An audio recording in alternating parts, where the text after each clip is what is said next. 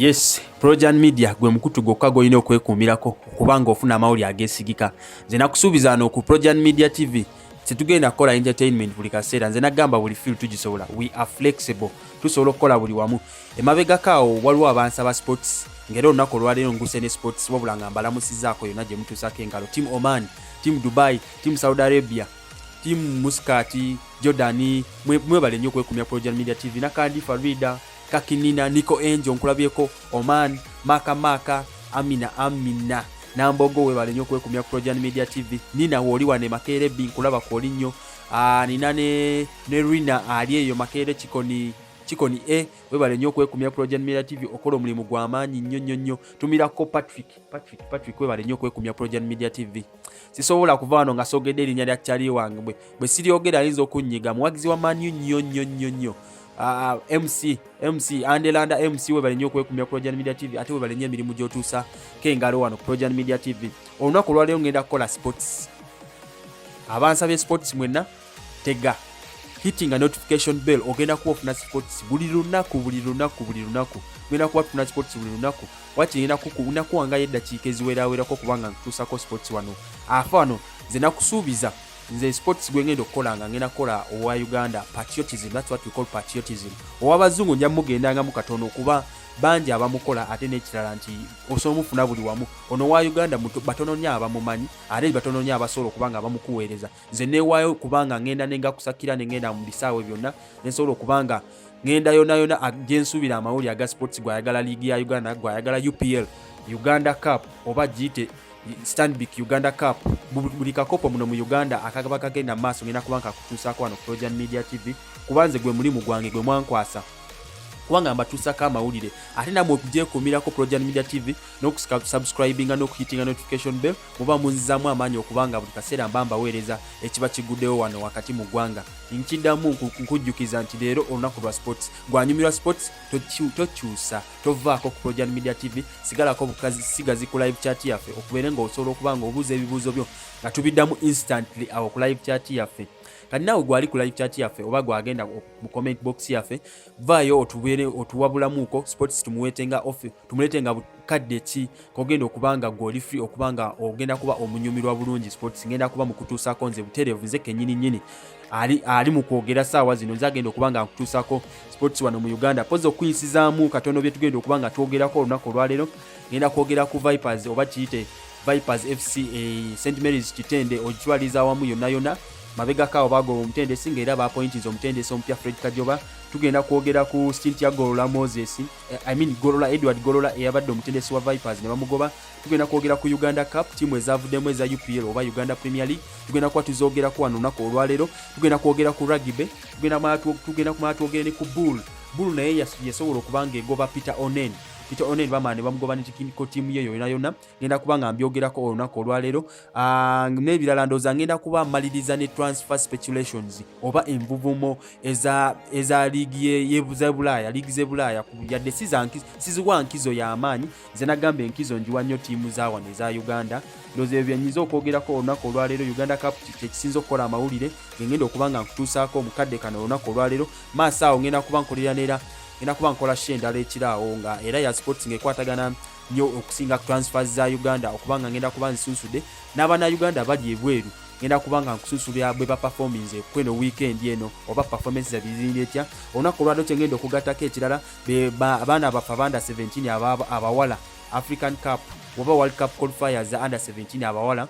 Ngenda kuba nazo nzogerako wano katono okubanga nkutuusako amawulire nga bwe gatambula.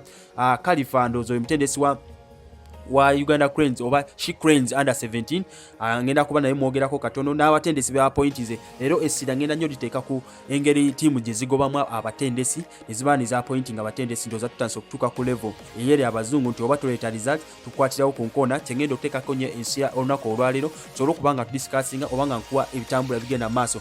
Pozi n'ekikopo ekibadde kirindira ekigenda mu maaso ennyo wano mu Uganda kyengenda okuba nga nkiteekako nnyo essira paka eddakiika zange zinaaba ziweddeyo okuba nga nkutuusako sports olunaku olunaku olwaleero. Eno show tugenda kuba tugiyita Projourn Sports mu butereevu nnyo wano Projourn Media ngenda kuba nkutuusaako olunaku nga bwe nkugamba Uganda Cup wabadde wankizo nnyo, tiimu zibadde zikoze surprise. Tulabyeko tiimu ya regional oba giyite Admin FC ngera esinzira ye tiimu esoose ndowooza okusinzira okuva mu district y'e Tororo yasobodde okuba nga ejja mu poliisi tugenda tuba tubyogerako tovaako. Naye nga sinagendako mu eyo sports yennyini waliwo omuganda waffe gwe njagala tuyozeeyoze tusanyuke naye okuba nga yayita ebibuuzo bye bya P7 yasobodde okuba nga atuweereza ka video kasooke nka kuplayingiremu katono male nkomewo obutereevu nga ntandika ne sports waffe olunaku olwaleero wuyo omwana muwala sooka omwerabireko tusobole okuba nga tukomentinge tumwagalize okuba nga yayise ebibuuzo bye bya P7 bulungi nnyo. Mwana muwala kamusuke mwerabireko katono ndyoke nkomewo. Hello, my name is Nakadiri Agnes. I study from Dennis Center Primary School. It is found in Michana district. I got 12 aggregates in my PLE results, and that's Division 1. I thank my parents for paying for me school fees. I therefore advise all people to watch the Projourn Media. May God bless His word. Webale nnyo okuba nga okyekuumidde ku Projourn Media TV okola omulimu gw'amaanyi nnyo gwayagala sports namuli gwe kati saawa zino gwempeereza kuba gwe yavuddeyo n'oba nga onteeka ku nninga okuba nga nkuweereza sports olunaku olwaleero ng'era nkunze leero Sunday eno ennaku z'omwezi 26 era nga nkuba nga nzize wano kutuuseko sports nga bwe nkugambye bwe nkusundidde katono be tugenda okuba nga twogerako. Leero ngenda tandika ne tiimu ya Vipers oba St. Timays Kitende abasinga bwe bagitaminga kuba entity nnene nnyo business nnene nnyo era ng'ekulirwa omwami Lawrence Mulindwa ng'era mabega kawo n'erya Dr. Yarifuna yakusobola okuba nga yasoma ebitabo n'afuna ekitiibwa ekya Dr. ng'era bwe nga sinagenda nnyo ku bya Mulindwa oba kugenda nnyo ku bya ttiimu ono omusajja ndooza bw'oba otunula bw'oba omanyi ttiimu gye bayita Chelsea oba ne Roman Abramovich omugagga wa Chelsea bukyanga yajja ndooza yakakozesa abatendesi abawera 26 bukyanga yajja mu Chelsea wakati wa 23 paka 24 wakati wa 23 ne 24 yasobola okuba nga yagula ttiimu ya Chelsea naye omweri ebbanga yakakozesa abatendesi nga 2 ate nga zino ttiimu ze yasangawo okuva mu 1986 ezo nga Arsenal ne Man U zo zakozesa abatendesi nga 4 ku 5 bokka so ngezako kuwa ekifaananyi ekyo omugagga wa Vipers oba eno ttiimu mabegakawo nga tenakyusa okuva nga eyitibwa Vipers bali bagita Bunamwaya FC ng'era mu linnya Bunamwaya yawangulyayo ekikopo kimu era bino ebikopo ebibiri ebibadde ebisigadde bino ebyakawangula ebya liigi ebisembyeyo ebiwangulidde mu linnya nga eyitibwa Vipers FC ng'era eno season yeri ku table waggulu okuba nga egezako goba okuba nga ewangula ekikopo nga nzizeyo ku nsonga yaffe ey'okugobwa kwa Edward Golola omutendesi yabadde omutendesi saawa zino yabadde omutendesi wa Vipers okuba nga agobwa ono kyembadde ngezako okulagako emabega kawo nti ono mugagga ye ndooza musajja waalizaati nyo otadelivaringa tasobola kubanga akwa chance yonna okubanga ogenda mu maaso okubanga otendeka ttiimu ye kuba yagamba agisaamu ssente nnyo ennyingi ennyo ffenna tukiraba nti yazimba ekisaawe muno mu Uganda ekitasangikako kubanga osanga omuntu owa bulijjo okubanga azimba ekisaawe ekifaana bwe kityo wano wakati mu Africa tekisangikasangika nnyo so emabega kawo yasobola okubanga akwata kugolo Edward Golola ono ne Edward Golola bamaze ebbanga ddene nnyo nga bakolagana okuviira ddala kubanga Edward Golola bamujjira ddala okuva ku ssomero er'Kitende kubanga yali atendeka abaana abasinga saawa zino abasamba ku Vipers Bazizi Kayondo Franka Tumwesige Zaga bonna banga yali anga abatendeka n'abasambi bangi abali ku national team abayita mu mikono gye okubanga saawa zino bali tebali. Edward Golola yabadde atusiza Vipers bwaviridde ku mulimu gwa Vipers yabadde agitusiza eri okubanga saawa zino yekulembedde table ya Uganda Premier League. Sometimes Uganda Premier League yeri ku ntikko waggulu ng'era abadde apafominga bulungi naye ekyamugobesezza okusanga nga akatiimu akasamba region akawansi ennyo okubanga kamujje mu kakopo ka Uganda Cup buli omu kyaluubirirwa kuba mu Uganda tulina ebikopo 2 byokka ebisinga amaanyi mu Uganda so bw'otatwala Uganda Premier League ofuba nnyo okulaba ng'otwala Uganda Cup era saawa zino nga ye defending champion Proline FC yasobola okubanga yayitamu naye wabula nga nzizeyo ku nsonga ya Vipers oba Edward Golola sobola okubanga omupiira gwagwemu emu ne Kajansi Boys ne bagenda mu bunya Kajansi Boys ne bange teba penalty 8 eza Vipers zanywa 7 zokko okubanga Kajansi Boys sokubanga bawandulamu tewayita nnaku ziwera 3 oba 2 kyagenda okuzuuka amawulire gagenda ofulumanga omutendesi Edward Golola fena gwe batwali tumanyi nti beesize nnyo kubanga agobeddwa kuwako ku technical team gye yali akola nayo wano ku Vipers alyoka agobwe. Edward Golola yali head coach ngera yasumusibwa okuva ku yali assistant wa Ouma eyagobwa Michael Ouma Omunakenya nasobola kubanga omulimu yagukwata kuba Michael Ouma naye yakwata mu season emu yokka okusala n'alabanga ekkubo bamulaze erifuluma. Edward Golola abadde akola ne Richard Waswanga ye assistant we, Moses Oloyanga yo goalkeeping coach, Eddie Butindo yadde ne technical director ne Peter Lwanga nga ye CEO. Bonna bakwatibwa ku nkono babaga nti msewo mugende. Naye guno mulundi gwakusatu nga Edward Golola agobwa kuki ku Vipers ngera guno gwadde mulundi gwe gwakusatu okubanga bamulaga ekkubo erifuluma ngera be baddamu ne bamuwa omulimu. Saawa zino amawuli agaliwo agakagwawo saawa zino Fred Kajoba Kisitu abasinga gwe bamanyi nga goalkeeping coach wa Uganda Cranes oba goalkeeping coach wa Dennis Masinde Onyango saawa zino nga yaweereddwa omulimu ogw'okutendeka ttiimu ya Vipers wali ekitembe nga saawa zino nga bamuwadde obuyinza okubanga alonda abantu bayagala okukola nabo. Ye kenyini bamuwadde eddembe bamuganye ssebo weerondere abasajja boogenda okukola nabo osobola okubanga ttiimu ogitwala mu maaso era nga ffe tukuwadde eddembe lyonna nga ffenna nga wetumanyi mulindo ateekamu ssente ng'era essaawa yonna bagenda kuba bakansa abasambi abalala okubayunga ku ttiimu okujjako just ekyabasala eno season omusambi gwe bakansa oba omusambi omu ku badifenda abaali abalungi muno mu Uganda gwe bakansa akyali kundirirwa injale Rashid Toha tanabanga akola appearance yonna oba yakola appearance yomu yokka mu eno season ng'era kyendoza kibye naye yadde nga tabaddewo oyo Rashid Toha basobola okubanga abeekumidde waggulu ku table ng'era kesisi ey'okubiri bagisingako obonero nga buna kyekyo kigenda maaso ku ttiimu ya Vipers okuwako katono ku Vipers batendesa abakagitendeka ebbanga erisembye emabega oba abeewaka abatendesi abeewaka oba ba local coaches abakatendekako Vipers. Tulinako Jackson Mayanja, Charles Ayeko Lukula oba Mbuzi naye yali atendeseeko Vipers eno era mu ba local coaches abali batendese. Edward Golola yakagendayo emirundi 3 ng'agobwa bugobwa. Richard Waswa abadde omumyuka wa Golola yaliko interim manager nga bakagoba Michael Ouma. Mu bakochi abagwira oba coaching nga si mu Uganda yali atendeseeko Vipers. Tulinamu Ambrose Chikumu eno yali mu Nigeria yagitendekako. Tulinamu Miguel de Costa ono yatwala ekikopo oba Omupotigono yatwala ekikopo n'asobola okubanga bamutwala kaasa nga tatunuddeeyo. Tulina Espinoza Martinez yoyo omugwira ndooza Michael Ouma gwe yaddira mu bigere Omunakenya oba omuzungu eyasembayo okubanga atendeka Vipers Espinoza Martinez ng'eri ava mu ggwanga lya Mexico. Michael Ouma yoyo omugwira gwe ngambe Omunakenya yabadde yakasembayo tebamulina nakumalako kabanga kanene nnyo wabula bamukwata bukwasi ku nkoona ne banga basobola okubanga bamusikisa eyali assistant we Michael oba Edward Golola. Moses olunaku olwandooza ekiriwo ku nkambi ya Vipers kyenyiza okubanga okutuusako kuba okusembya okutuusako oluvannyuma lwa Kajoba okubanga yaweereddwa omulimu ndooza ku lwokubiri agenda kuba agezesebwa direct kuba olwokubiri agenda kuba asamba mbayala agenda ekakyeka okubanga asamba mbayala FC nga nnaku z'omwezi 28 ku lwokubiri n'olujja nsobola okubanga mulindirira nja kuba nkuwa amawulire agana bagavuddemu ogwo omupiira agenda kubafuna okugezebwa ku ssooka naye yadde n'embayala City gyagenda osamba eyo naye teyimiridde bulungi olw'ensonga nti ebadde n'ebizibuzibu kooki Livingston Babazi yavaayo n'ekira n'abasambi badde beediimadima olw'ensonga z'omusaala so naye ttiimu nayo teri bulungi yadde ne Vipers ssaawa zino yakafuna omutendesi omupya wabula n'omutendesi omupya Kisitu oba Fred Kajoba abasinga lye basinga omumanyako. Omupiira gwatera osamba tegutera kubaamu pulaani abasinga batendesi manne bwe batera omujerega wabula yajja n'akuba mulimu ogwa Mourinho akuba style ya Mourinho akuba mulimu so olunaku olwokubiri agenda kuba atulagako oba omulimu gwakoma ku Bright Stars kuba yasobola okubanga season ewedde atuusa Bright Stars ku final za Uganda Cup oyo gwe bayita Fred Kajoba.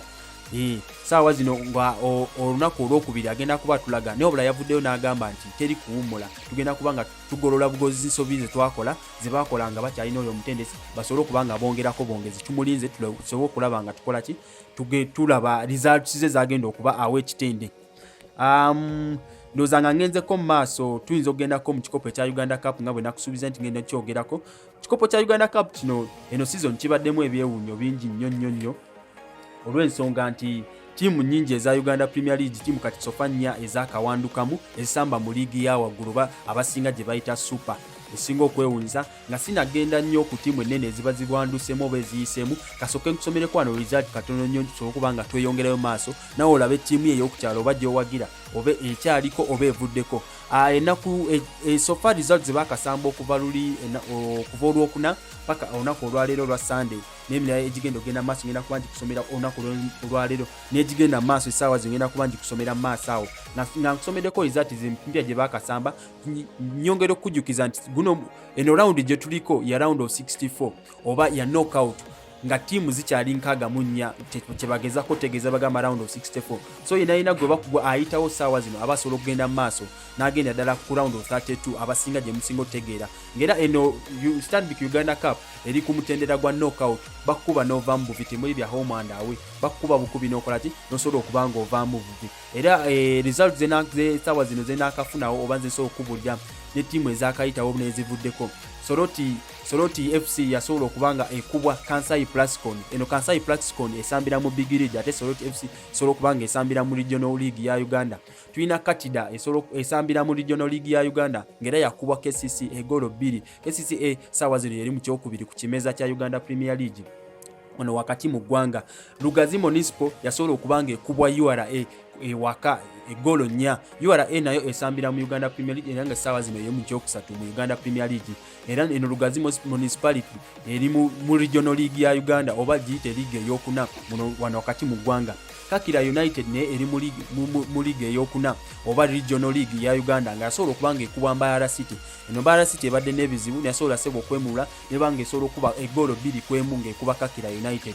Katwe United eya Honorable Alan Sewanyana yasobola okubanga ekuba Proline FC egolo 2 kwemu zoka Proline eno defending champion nga bwe nagambye ni Proline FC yeyina kino ekikopo essaawa zino ng'era ttiimu zonna zirwana kujjayo ekikopo eri Proline esobola okulaga nti yo ekyayagala okweddiza kino ekikopo butereevu kinajjukirwa nti buli awangula kino ekikopo ofuna tiketi yo direct esobola okubanga etwala mu CAF Confederations Cup oba oyinza okigerageranya ne Europa League eyeri e Bulaaya era nga Proline yasobola okubanga ekuba Katwe United egolo 2 kwemu Katwe United ye Honorable Alan Sewanyana oba oyinza ogamba #tuli banyiivu Starlight Academy eyongeri sides zeyo mu Eastern Region yasobola okubanga ekubwa Toro United ne Toro United nagamba nti etambira mu Liga ya Uganda ng'eno tiimu esibuke ddala ebuhinga wali okubanga gisinzira okubanga esamba emipiira gyayo era nga neno tiimu yabadde yebizibu kubanga ssaawa zino tetumanyi ownership yayo tetumanyi mutuufu agikola ki agi owning eyo stone nja kuba ngikuleta njigaziyamuuko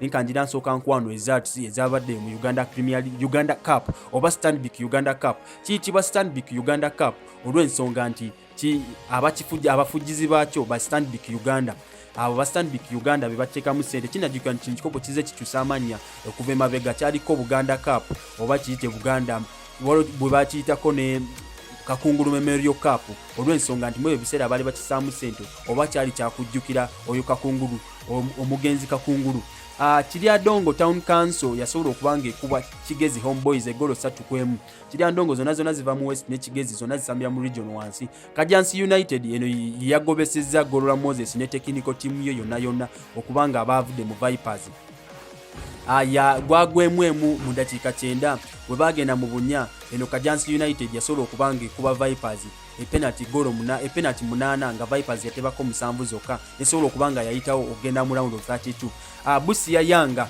yasobola okubanga ekuba Busoga United egolo 2 kwemu Busoga United yene yakyusa erinnya yali Kirinya Jinja SS ngere esinzira wali ku ssomero erya Kirinya Jinja SS wali ejjinja era yasobola okubanga ewandikwamu yeno ye tiimu ey'okubiri kuzenaka kusomerako ezisamba mu Star Times Uganda Premier League okubanga yawandukamu mu Uganda Cup nagambye tiimu ziri 4 waliwo tiimu gye bayita Bugamba yakuba Onduparaka esinzira wali mu Arua ngera zemu ku tiimu mu Uganda ekyasinze obuwagizi mu Uganda yasobola okubanga ekubwa kagolo kamu kokka nga Bugamba yebakuba Bugamba eno esambira mu liga eya wansi oba tiimu eryawo tiimu njabayaba yasobola okubanga ebajja mu kakopo eyo tiimu yakubiri kuza esambira mu Star Times Uganda Premier League tiimu yakusatu esambira mu Star Times Uganda Premier League okubanga ewandukamu mu Stanbic Uganda Cup Tulina Koboko Rising Stars. Eno Koboko esinzira ddala wali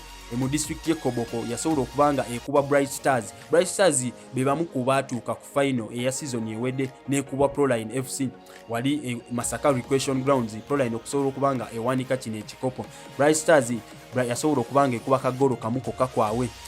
Super Eagles yasobola okubanga ekuba SC Villa. Super Eagles esambira mu ligi ya kuna wano mu Uganda yasobola okubanga ekuba SC Villa. Eno SC Villa yakolera era ng'essaawa zino era performing ddala bulungi bali mu form nnungi. Naye kinyajjukira nti season ewedde ze zimu ku ttiimu ezaali zirwana obutasalwako. N'essaawa zino y'emu ku ttiimu eri ku ttiimu ettaano ezisooka zibanga zikulembedde ligi ya Uganda era yasobola okubanga ekuba nnyo kwemu ng'ekuba Super Eagles.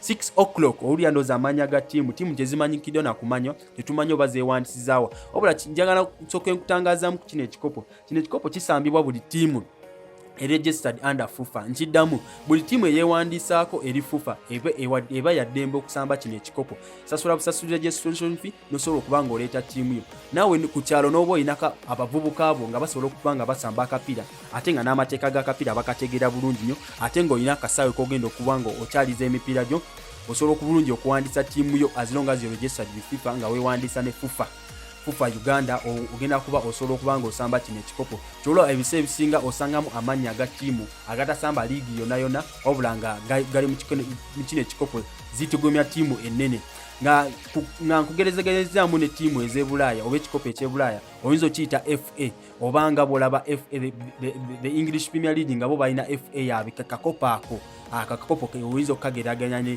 ne Stanbic Uganda Cup ng'era kugambye nti Super Eagles Villa yasobola okubanga egikuba goolo 4-1. 6 o'clock yasobola okubanga bagenda emu ne Kitara eri mu big league ya Uganda oba liigi ey'okubiri ng'ovudde ku Uganda Premier League waliwo liigi ey'okubiri eyo gye bayita Star Times FUFA Big League yasobola okubanga Kitara gugwa emu era we bagenda mu bunnya Kitara yasobola okubanga ekuba goolo 4-2. Gaba gwagwa 0-0 oba noti mu dakiika 9 ne basobola okubanga Mbale Heroes oba Kiboga Yanga esobola okubanga ebakuba. Kiboga Yanga eno eriko amannya 2 Mbale Heroes ngenda kubanga tutangazaamu bulungi nnyo kulaki eriko Mbale Heroes. Kiboga Yanga esobola okubanga eyitawo okuva mu bunnya ng'era yakuba goolo 3-1. Young Elephants yasobola okubanga ekola noti ne Maroons eno ye ttiimu eya Prison ngola ekitongole kya Prison oba ekitongole ky'amakomera era ye ttiimu yaabwe gye bayita Maroons yasobola okubanga eguwangula mu bunnya goolo 4-1. Mvara Boys bano basinzira bali mu district ya Arua ng'era eno ttiimu Mvara Boys yekuza abaana abasamba mu Nduparaka yasobola okubanga ejjamu Bull era neno Bull eno Mvara yennyini yasobola okubanga ereetera Peter Onen osobola okubanga agoba ne technical team ye wali ku Bull ettiimu esinzira ali mu Jjinja mu district ye Jjinja ng'era ekyaliza wali ku Njeru Technical Center yasobola okubanga naye ejjibwa mu kakopo mu bunnya gwagwa emu mu 9 mu bunnya ne bamukuba 4-2 yasobola okubanga avaamu ne technical team ne bagiyiwa yonna omuli Frank Video Anyao fena gwe twesiga muno mu Uganda yasobola okubanga naye ayiwa. Chimpanze yasobola okubanga gugwa 2-2 mu 9 ne Nyamichobola yeno ttiimu yakarelegatingibwa oba yakagoba mu kino ekibiina ne kkirira mu kibiina ekiddako ekya Star Times FUFA Big League yasobola okubanga nayo eyitawo okubanga yakuba Chimpanze goolo 3-0 mu bunyanga gwagwa 2-2 mu 9. Firefire eno ttiimu naye esamba mu first division eya Uganda obwe giyite liigi ey'okutaano yasobola okubanga ekuba Light SS esambira mu big league ya Uganda oba liigi ey'okubiri ng'ovudde ku liigi ey'oku ntikko. Waliwo ttiimu gye bayita FHL yasobola okubanga gugwa 0-0 mu 9 n'ekuba Ndejje University eno ye ttiimu eyakasalwako season ewedde okuva ddala mu Uganda Premier League ng'era saa zino eri mu big league ya Uganda oba liigi ey'okubiri okuva ku liigi ey'oku ntikko. Free Stars yasobola okubanga ekuwa Saviors eno ye ttiimu esamba mu big league era Free Stars yesamba mu liigi ya kusatu wano wakati mu ggwanga yasobola okubanga ejjamu Saviors eri mu big league yasobola okubanga evaamu bulungi nnyo ng'ewandukamu era nga ssaawa zino omugatte tulina gwa ttiimu 4 ezisambira mu kuligi y'oku ntikko okubanga zavudde mu kino ekikopo ng'era mu zino ttiimu ezisinga okusurprise nga ye Police ne Vipers zasobola okubanga zivaamu bulungi nnyo ng'era Police ye ttiimu eyakasembayo okuvaamu ng'esambira mu liigi ya waggulu ng'era yakubiddwa Admin esamba mu liigi ya kusatu wano mu Uganda era yasobodde okubanga egikuba goolo 2 ngera goolo zanywedde mu dakika 14 mu dakika 65 wano wakati nagambye nti admin ye tiimu yokka eyakasinzira va mu district y'Etorodo kubanga saawa zino esamba akapiira mu liigi eyokusatu eya Uganda. Nangenzeko mu fixtures ezaleero enaku z'omwezi nga 26 ngere saawa zino mulimu ezigenda mu maaso. St Mary's era esinzira sides Entebbe ku St Mary's esamba express era saawa zino nga guli genda mu maaso nnyo bulungi nnyo ddala. Osogende Nabweru mu kisayi kye Nabweru awo mu ka center era nga guli genda mu maaso bulungi. Kigezi esamba Bukedya Town Council era nga nagwo guli genda mu maaso bugenda Kabale Municipal Grounds era saawa zino guli genda mu maaso esaawa zino zennyini. Doves esamba eve Masindi eri kusamba New Villa nayo yeye Masindi bali ku Katushabe Grounds era nga guli genda mu maaso esaawa zino so gunoonyako obabera mu bitundu byeyo nisobola kubanga tuwagira omupiira gwa Uganda. Gaddafi esamba Maida guli Gaddafi Ground ejjinja eno Gaddafi tiimu nayo esinzira mu kibuga eky'ejjinja fena mu Uganda tumanye ebyafaayo omupiira gusibuka jjinja abasoga omupiira bagwidi bulungi nnyo. Atwina U-Touch basamba Water eno Water bannayo nkwatane ku mutwe ezimu ku tiimu ezaali az'amaanyi nga ffe tukula nga twegomba n'okwegomba okubanga osambirako Maagi oba osambirako Water FC naye kusaawa zino guli mu kutojjera wali ku Peace War Memorial Stadium eggulu eno U-Touch tiimu esibuka ali eggulu. Luweero United naye eri kusamba Dub All Stars guli wali Kasala Ground Luweero. Spartans eyentgundi wano yenamasuba eri kusamba Paida Black Angels yakasalibwako nayo ku liigi ya Uganda ano era eno Paida Black Angels esinzira wali mu district ye Paida ngezizimu ku tiimu ezaali zirese amaanyi mu buwagizi muno wakati mu ggwanga naye olw'ebizibu ebitebeereka omusaala ne FUFA ne kubanga bekwasako FUFA okubanga ekola ki eyingira mu nsonga zaabe ne balemesa akapiira era nga guli saawa zino genda maaso wali ku Mashiriki Stadiums Katale off Entebbe Road awo ova ku Entebbe Road osobola okubanga ofuna byebimbi byinza okuleetera ebigenze maaso mu Stanbic Uganda Cup okuzimu ku results ezabaddeyoko gwanyumirwa sports gwali ku Projourn Media TV nagaye kati saazi tukola Projourn Sports ngera yagenda maaso namuli wansaba sports kansubire ku oli bulungi nnyo kubanga woneyunzeeko. Kyembadde ne dekalo okuleetera mu katono kyenza okubanga kati kuleetera Picho nene bamuyiwa ne squad eyo n'okuvanyuma lw'okuba okugiribwa mu kakopo aka yo Stanbic Uganda Cup era nga tiimu yamuyiwa tiimu ya wansi ya kibinja kya wansi vala esambira mu Star Times Super Big League ngera yasobola okubanga emukuba mu bunya golo nyakubiri. Picho nene ne bamugoba Picho nene ayinawo ku byafaayo ku Uganda kuba yawanguza Uganda Sekafa wa under 17 yasobola okubanga awanguza abaana n'abatwala mu African Cup naye okutuuka genda mu African Cup si yatwala tiimu mu African Cup under 17. Omutendesi omulala yasobola okubanga atwala abo abaana nenge yabatwaza ekikopo kya Sekafa ekya under 17 ndoze kyali kisookedde ddala ngere kyali kitegekedde wali mu Tanzania. Peter Onen bamuyiwe ne tiimu ye yonna era nga omuli assistant coach we Ali Kerry Hussein yasobola okubanga naye agoba bulungi nnyo ne mukama we Peter Onen. Frank Video Anyao yabadde technical director ono abadde amaze ebbanga ddene nnyo ku Bull FC yasobola okubanga akola ki agoba naye. Abdul Kigenyi ono yabadde goalkeeping coach yabadde so okubanga akoberera mukama we tebasobodde okubanga bamulekawo ngere saawa zino babasikiza ku trainer yasigaddewo gwe bayita David Kiwanuka ne basobola okubanga ne bagattako ne coach wa academy okubanga ekintu bakitambuza nga banoonye omutendesi. Ebyo mbemu kuyinza okuleetera kubigenda maaso mu liigi ya Uganda era ng'essaawa zino bigenda maaso mpozi nga nkuleetedde ku rugby akatonotono rugby wabaddeyo match day 6 ngera Rhino yasobola okubanga ekubwa mongazi egola obugoba 3-3 ogwabadde omunyivu ennyo wali ku Kyadondo Rugby Ground gwesobola okubanga kugenda maaso. Ndowooza bisobola okubanga bigenda mu maaso. Gwalina ekibuzo kyonna genda awo mu comment box osobola okubanga ombuuza ebikwatagana ne liigi ya Uganda. Ebikwatagana ne wabweru nja kuba mbikuddamu naye nze ngambye enkizo nditeeka nnyo ku liigi ya Uganda. I am patriotic. Njagala nnyo liigi yaffe ya Uganda oba njagala nnyo ebyemizannyo ffe egenda maaso wano mu ggwanga. Beerako kyombuuzaako awo namuli kutumiddeko nnyo webale nnyo okwekumya Projourn Media TV. Guwandaga amaanyi aganyumirwa sports nsobola okubanga ndi wano okubanga nkutuusako sports agenda maaso mu liigi yaffe ya Uganda. Pozima abanyumira akebweru awo liigi z'ebweru nina kusunia ku katono nnyo kuba ndaba akadde kangenzeeko wano nina eddakiika 2 zokka okubanga okutuusaako n'okubanga nsiibula bonna abatulaba.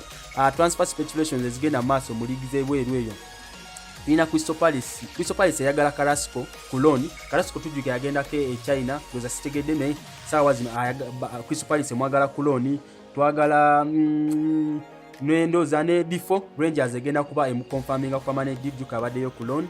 Reece James yamaze na signinga long term abawagizi ba Chelsea. Reece James yasobola kubanga signinga long term deal ngera agenda abeera paka 2025 agenda Buakare Samoa bagenda kuba signinga ku Chelsea sawa ino kuva mu bill ndoza bibenzo kutusaako nebirala ensonga endala nga bwe nagga sports webwe sigenda mu abudde bungi nnyo naye era ng'eddakiika zintwala kaguddeyo ng'era munzikize olunaku lwa sports wa leero mukomyawo gwalina ekibuuzo so okubanga okirekawo mu comment box kyengenda otandikira olunaku oluddako enkya.